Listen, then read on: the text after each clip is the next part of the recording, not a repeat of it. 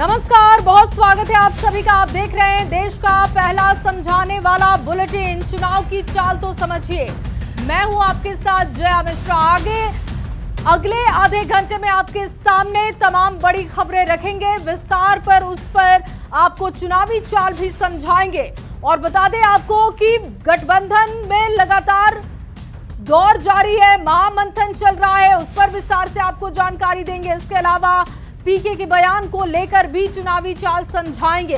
इसके साथ साथ आपको बताएंगे कि किस तरीके से बिहार की सियासत गरमाई हुई है और बैठकों के मंथनों के दौर के साथ ही क्या है सीटों का संभावित फॉर्मूला और क्या है सीट शेयरिंग पर पेच फंसने की पूरी तस्वीर एनडीए में, वो भी आपके सामने रखेंगे। इसके साथ ही जेडीयू, आरजेडी, एलजेपी, आरबी की संभावित लिस्ट क्या है, ये भी आपके सामने रखेंगे। न्यूज 18 बिहार झारखंड के पास जो संभावित लिस्ट है वो आपके सामने रखेंगे। अरुण कुमार के जेडीयू ज्वाइन करने का क्या असर होगा, क्योंकि भूमिहार वोट बैंक को साधने की कोशिश की जा रही है, वो तस्वीर आपके सामने रखेंगे। तेजस्वी के राघोपुर को अमेठी बनाने की बात आखिर क्यों कही पीके ने, ये भी आपको समझाएंगे।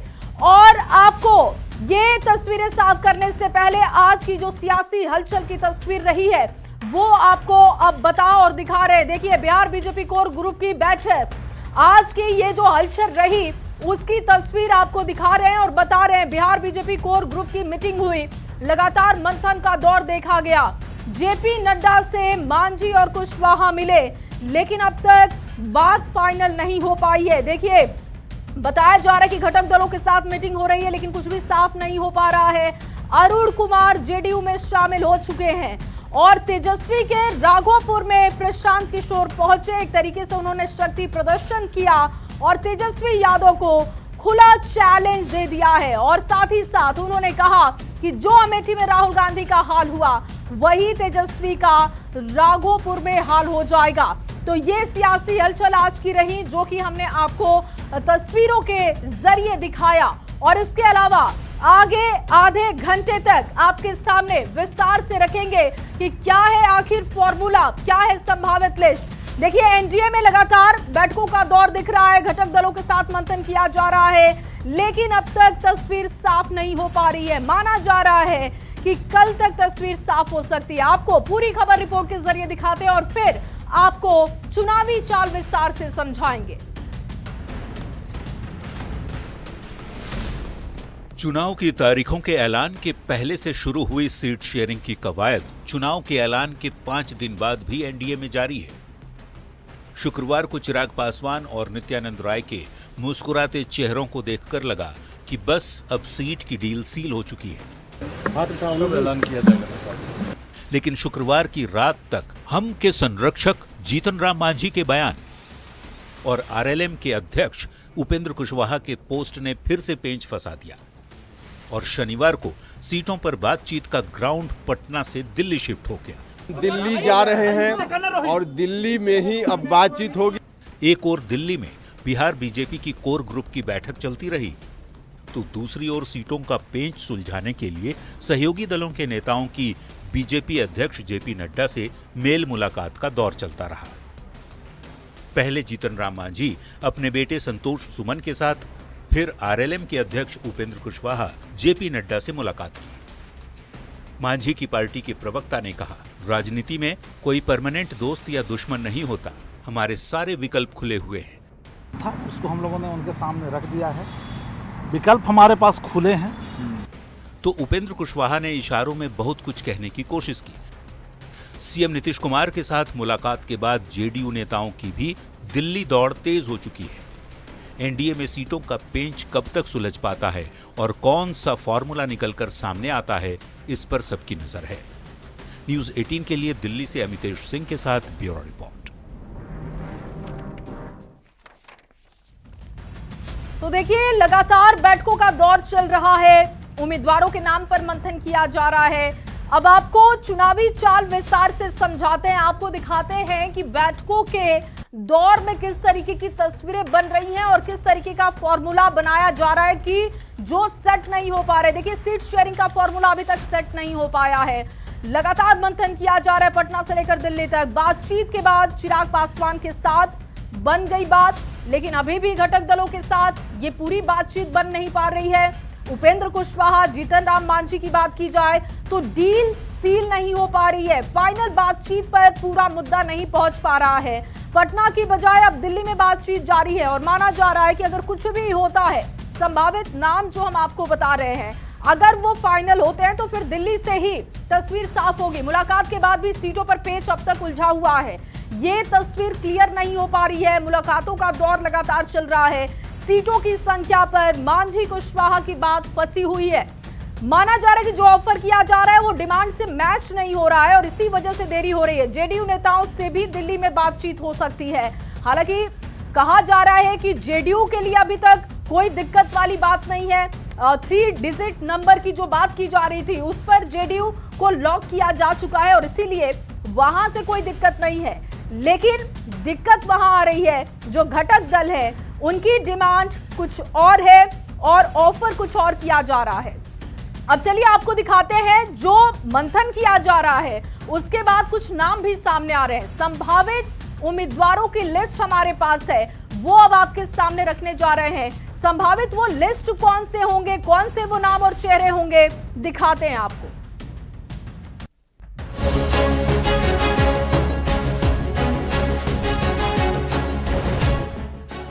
सीटों की शेयरिंग और उम्मीदवारों के नाम पर एनडीए और महागठबंधन में महामंथन जारी है। दिल्ली से लेकर पटना तक सियासी गहमा गहमी है। बिहार विधानसभा चुनाव में सीट बंटवारे का आधिकारिक ऐलान अभी भले ही बाकी हो, दोनों ही खेमों में उम्मीदवारों के नाम तय भी होने लगे हैं। पार्टियों ने काफी नाम फाइनल कर लिए हैं।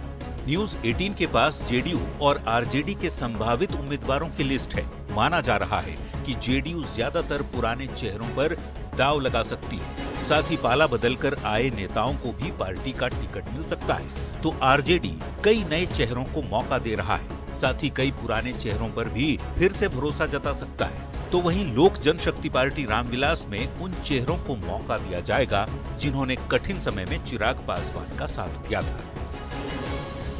न्यूज 18 के लिए ब्यूरो रिपोर्ट।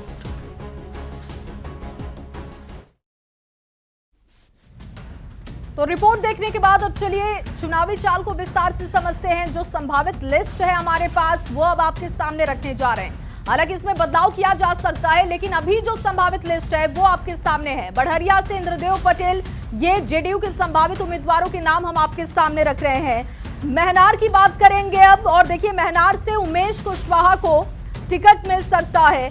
ये जेडीयू के संभावित उम्मीदवारों के नाम हम आपके सामने रख रहे हैं। वैशाली से सिद्धार्थ पटेल को टिकट दिया जा सकता है जेडीयू की तरफ से। अमरपुर की हम बात करें, जयंत राज को पार्टी टिकट दे सकती है।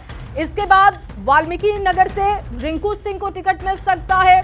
और अब फुलपरास की अगर हम बात करें तो यहां से देखिए शीला मंडल को पार्टी टिकट दे सकती है। ये जो संभावित चेहरे सामने आ रहे हैं, न्यूज 18 बिहार झारखंड के पास लिस्ट है, वो लिस्ट हम आपके सामने रख रहे हैं। धमदाहा से देखिए लेसी सिंह को टिकट, और कुचाय कोट की अगर हम बात करें अमरेंद्र पांडे को पार्टी टिकट दे सकती है। अब देखिए बरारी से विजय निषाद को टिकट मिल सकता है। और रुन्नी सैदपुर की बात की जाए, पंकज मिश्रा को टिकट मिल सकता है। हरलाखी की बात करें, सुधांशु शेखर को टिकट दिया जा सकता है। माना जा रहा है कि फाइनल हो चुका है। सुपौल विजेंद्र यादव को पार्टी टिकट दे सकती है। अब इसके बाद देखिए मोकामा से अनंत सिंह जो कि नामांकन करने वाले हैं। इसके बाद देखिए बात करें पिपरा की तो रामविलास कामत को टिकट दिया जा सकता है। इसके बाद केसरिया से शालिनी मिश्रा जो कि पहले से लगातार दावे भी कर रही थी, उनका टिकट फाइनल। अब देखिए संदेश की अगर बात करें तो यहां से राधाचरण सेठ को पार्टी टिकट दे सकती है। आलमनगर की हम बात करें तो नरेंद्र नारायण यादव का टिकट फाइनल बताया जा रहा है। जहानाबाद की अब बात कर लेते हैं, यहां से चंद्रेश्वर चंद्रवंशी को टिकट पार्टी दे सकती है। घोसी की देखिए अब बात कर रहे हैं, ऋतुराज को टिकट दिया जा सकता है पार्टी की तरफ से। जेडीयू के संभावित चेहरे आपको बता रहे, बिहारीगंज से निरंजन मेहता को टिकट मिल सकता है। इसके अलावा देखिए हथुआ की अगर बात करें, राम सेवक सिंह को टिकट दिया जाना फाइनल माना जा रहा है। भोरे से सुनील कुमार को टिकट मिल सकता है। और इसके अलावा आपको बताएं, सराय रंजन से विजय चौधरी को टिकट, और सोनवर्षा की अगर हम बात करें, रत्नेश सदा को टिकट मिल सकता है। शिवहर की बात करें, चेतन आनंद को टिकट देने की बात हो रही थी, लेकिन माना जा रहा है कि इसमें कुछ बदलाव किया जा सकता है। नवीनगर से उनका टिकट फाइनल हो सकता है। अब देखिए कांची की अगर हम बात करें, अजीत कुमार वारिस नगर, अशोक कुमार मुन्ना, बरबीघा से अब बात करें तो सुदर्शन का टिकट फाइनल बताया जा रहा है। बेलागंज से मनोरमा देवी को पार्टी टिकट दे सकती है और बहादुरपुर से मदन सहनी को टिकट मिल सकता है। अभी बेलागंज से आप देख रहे हैं मनोरमा देवी को टिकट दिया जा सकता है। आप देखिए बहादुरपुर से मदन सहनी को पार्टी टिकट दे सकती है। कल्याणपुर की अगर हम बात करें, महेश्वर हजारी को टिकट दिया जा सकता है। ये संभावित उम्मीदवारों के नाम है, इसमें कुछ तब्दीली हो सकती है। और अब आपके सामने आरजेडी की लिस्ट रखेंगे, जो संभावित लिस्ट उम्मीदवारों की आई है वो अब आपके सामने रख रहे हैं। देखिए सिवान से अगर हम बात करें, अवध बिहारी को टिकट दिया जा सकता है। बख्तियारपुर की बात करें तो यहां से अनिरुद्ध यादव को टिकट, अब देखिए काटी से इसराइल मंसूर को टिकट दिया जा सकता है। दरभंगा ग्रामीण की बात करें, ललित यादव को टिकट पार्टी दे सकती है। नरकटियागंज से डॉक्टर शमीम अहमद को टिकट फाइनल माना जा रहा है।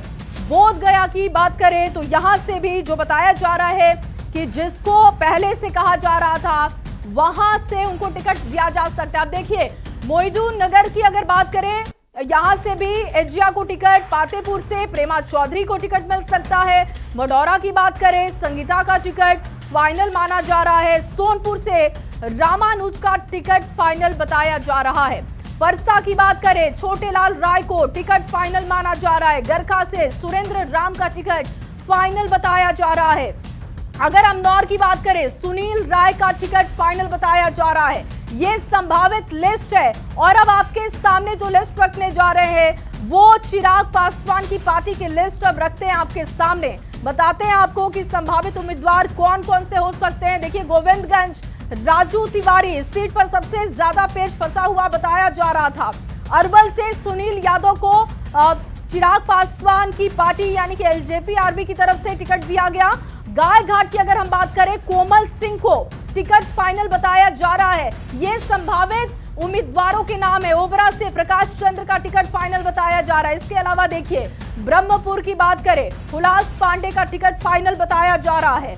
और लालगंज की बात करें, संजय सिंह या फिर रामा सिंह का टिकट फाइनल बताया जा रहा है। इसके अलावा देखिए सिमरी बख्तियारपुर का सीट संजय सिंह को टिकट, और बखरी की बात करें यहां से संजय को टिकट। मखदूमपुर की बात करें, रानी कुमारी का टिकट फाइनल बताया जा रहा है। अगला नाम देखते हैं और अब आपके सामने जो संभावित लिस्ट हम रख रहे थे लगातार वो हम आपको बता रहे थे। देखिए जेडीयू ज्यादातर पुराने चेहरों पर दांव लगा सकती है। जो संभावित लिस्ट सामने आ रही है उसके मुताबिक हम आपको बता रहे हैं पार्टी में शामिल हुए नेताओं को भी टिकट मिल सकता है और जितने सिटिंग विधायक हैं उन पर दांव खेल सकती है पार्टी। आरजेडी की अगर हम बात करें तो अभी जो फॉर्मूला दिख रहा है, कई नए चेहरों को पार्टी मौका दे सकती है, तो कुछ इस तरीके का फॉर्मूला होगा। एलजेपी-आरबी की बात करें, चिराग के प्रति वफादारी करने वालों को टिकट फाइनल बताया जा रहा है। देखिए अब क्योंकि सियासी हलचल बहुत तेज है बिहार में, तो ऐसे में अदला बदली का खेल चल रहा है। दल बदल की राजनीति भी हावी हो चुकी है। जेडीयू का कुनबा आज बढ़ा है और पूर्व सांसद अरुण कुमार ने जेडीयू ज्वाइन किया अपने बेटे के साथ। वो तस्वीरें दिखाते हैं, इसके पीछे की पूरी सियासत रिपोर्ट के जरिए आपको दिखाते हैं। भाई अरुण कुमार जी और चंदेश्वर चंद्रवंशी जी दोनों गला गला मिल गए। गले लगते पूर्व सांसद अरुण कुमार और चंदेश्वर चंद्रवंशी की ये तस्वीर मगध की राजनीति के लिए ऐतिहासिक है। जो कल तक एक दूसरे के खिलाफ लड़ते थे, आज जनता दल यूनाइटेड की एक छत के नीचे खड़े हैं। शनिवार को पूर्व सांसद अरुण कुमार अपने बेटे ऋतुराज के साथ जब सीएम नीतीश की पार्टी जेडीयू में शामिल हुए तो केंद्रीय पंचायती राज मंत्री ललन सिंह ने कहा, अरुण कुमार और चंदेश्वर चंद्रवंशी की जोड़ी मगध की सियासत में नया इतिहास रचेगी। अब जब दोनों गला गला मिल लिए तो आप समझिए कि मगध और जहानाबाद की धरती पर यह जोड़ी तूफान लाके खड़ा करेगी। अरुण कुमार मगध इलाके के बड़े नेता हैं जो भूमिहार समाज के लोगों पर प्रभाव रखते हैं। एक ही दिन पहले तेजस्वी यादव ने शुक्रवार को मगध इलाके के दूसरे बड़े भूमिहार नेता जगदीश शर्मा के बेटे राहुल शर्मा को आरजेडी में शामिल किया। इसके जवाब में सीएम नीतीश ने बड़ा सियासी दांव खेला और कभी समता पार्टी में साथ रहे अरुण कुमार को फिर से जेडीयू में साथ ले आए। 15 साल बाद अरुण कुमार की घर वापसी से बिहार की सियासत में खलबली मच गई है। सत्ता पक्ष और विपक्ष के नेता भूमिहार नेताओं पर दांव लगा रहे हैं। चर्चा है कि जेडीयू अरुण कुमार के बेटे ऋतुराज को जहानाबाद की किसी सीट से विधानसभा चुनाव में उतार सकती है। बेटे के बारे में चर्चा है कि घोसी सीट से उम्मीदवार पार्टी तय करेगी। तो सर कितना बड़ा असर पड़ेगा पूरे मगध और शाहबाद क्षेत्र में? ये तो रिजल्ट देखिएगा। आमतौर पर भूमिहार वोट पर भारतीय जनता पार्टी की पकड़ मजबूत मानी जाती है, लेकिन भूमिहार नेताओं की बढ़ती भीड़ ने आरजेडी और जेडीयू के बीच मुकाबले को दिलचस्प बना दिया है। पटना संवाददाता आनंद अमृतराज के साथ ब्यूरो रिपोर्ट, न्यूज़ 18। तो रिपोर्ट देखने के बाद अब चुनावी चाल आपके सामने रखते हैं और इसके पीछे की क्या है सियासत, वो आपको समझाते हैं। भूमिहार वोट बैंक पर नजर है, इसको मजबूत करने की कोशिश है। अरुण कुमार के जेडीयू ज्वाइन करने का क्या असर होगा, अब ये आपके सामने रखने जा रहे हैं। देखिए, माना जा रहा है कि पार्टी की मजबूती इससे बढ़ेगी। भूमिहार जाति से आते हैं और 1999 में वो यहां से चुनाव लड़ चुके हैं। जहानाबाद से 2 बार सांसद रह चुके हैं।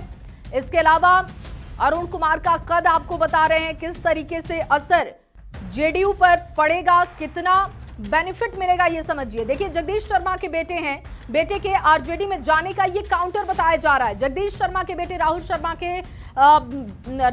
के आरजेडी में पहुंचने का ही ये काउंटर है। एक भूमिहार चेहरे के जाने की भरपाई दूसरे चर्चित भूमिहार चेहरे के जरिए करने की कोशिश की जा रही है।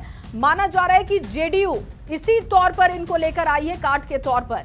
अरुण कुमार जमीन से जुड़े हुए नेता माने जाते हैं। अरुण कुमार का मगध के इलाके में बहुत ज्यादा प्रभाव है और जेडीयू चाहती है कि मगध में माइलेज मिल पाए। देखिए, मगध विधानसभा सीटों की बात करें, 33 यहां पर सीटें हैं। ये गणित अब आपको वहां की समझा रहे हैं कि अगर अरुण कुमार पार्टी में आए हैं तो कैसे फायदा पहुंचाएंगे। 2020 की तस्वीर आपके सामने हमने रखी है, एनडीए 12, महागठबंधन 21 और इस तरीके का कुछ सीटों का वहां पर फॉर्मूला रहा था। अब जिस तरीके से जेडीयू ज्वाइन किया है अरुण कुमार ने, 2020 में मगध के इलाके में एनडीए का प्रदर्शन अच्छा नहीं रहा था, तो क्या इस बार वो अच्छा कर सकते हैं? क्या उनके आने का माइलेज पार्टी को मिल सकता है? 33 में से महज 12 सीटें एनडीए के खाते में। 2024 में अरुण कुमार के अलग लड़ने से जेडीयू को नुकसान हुआ। 2024 में चंद्रेश्वर चंद्रवंशी मामूली अंतर से चुनाव यहां से हार गए थे। मगध के इलाके में जेडीयू की स्थिति मजबूत होगी। माना जा रहा है कि इनके आने से जेडीयू की स्थिति मजबूत होगी मगध में और वहां पर कमबैक करने का गणित जो बिठाया गया है एक भूमिहार चेहरे को लाकर, वो कितना सक्सेस होगा, उसका कितना फायदा पार्टी को मिलेगा, ये देखना होगा। फिलहाल कुछ इस तरीके की तस्वीरें वहां पर बनती हुई दिख रही है। और चलिए अब बात पीके के चैलेंज की करते हैं। दरअसल पीके ने आज राघोपुर में पहुंचकर शक्ति प्रदर्शन किया और इसके साथ ही तेजस्वी यादव को खुली चुनौती दी है। उन्होंने कहा कि जो हाल अमेठी में राहुल गांधी का हुआ, वही हाल तेजस्वी का होगा अगर वो अमेठी नहीं छोड़ते हैं या फिर पीके चुनाव लड़ जाते हैं। तो ये तस्वीर आपको रिपोर्ट के जरिए दिखाते हैं और उसके बाद चुनावी चाल को विस्तार से समझाएंगे। चर्चा चल रही है कि प्रशांत किशोर दंसराज वहां लड़ने आ रहा है, तेजस्वी यादव दूसरी सीट खोज रहे हैं। उनका भी हालत वही होगा जो राहुल गांधी का अमेठी में हुआ। जो हाल अमेठी में राहुल गांधी का, वही हाल राघोपुर में तेजस्वी यादव का।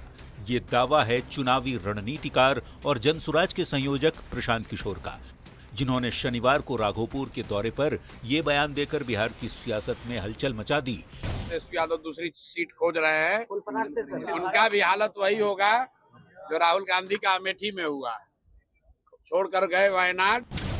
प्रशांत किशोर बार बार तेजस्वी यादव की राघोपुर सीट से चुनाव लड़ने का संकेत दे रहे हैं। ऐसे में अगर प्रशांत किशोर इस सीट से चुनावी मैदान में उतरते हैं तो मुकाबला सबसे हाई प्रोफाइल सीट पर टक्कर का भी हो सकता है। राजनीतिक पार्टी का गठन इसीलिए किए हैं कि सबसे 21 हजार रुपया वसूल करके अपने पार्टी के नाम पर अपने लिए कोष इकट्ठा करें। पहले चरण में ही राघोपुर में वोटिंग होने वाली है। ऐसे में देखना बड़ा दिलचस्प होगा कि क्या पीके तेजस्वी के खिलाफ चुनावी मैदान में ताल ठोकते हैं या नहीं। इंतजार पीके के अंतिम फैसले का है।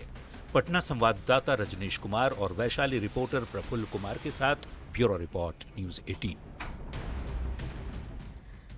और फिलहाल इस बुलेटिन में बस इतना ही। आप बने रहिए न्यूज़ 18 बिहार झारखंड के साथ।